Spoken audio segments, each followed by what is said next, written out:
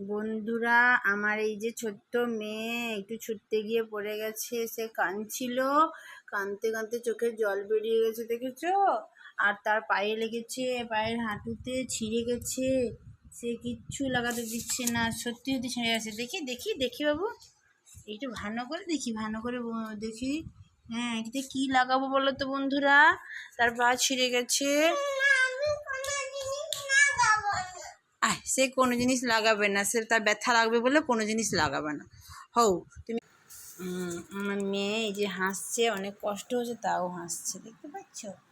আমি রান্না করবো বলে সবজি কাটবো বসছি, আর সে ছুটতে আমার কাছে আসতে গিয়ে পড়ে গেছে, তার লেগেছে। বন্ধুদেরকে তুমি বলে দাও তো আমার লেগেছে। বন্ধুরা আমার ভালো করে দাও তো, নম ঠাকুরকে বলে দিতে বলো। বলো, ভালো আছো সবাই? বলে দাও।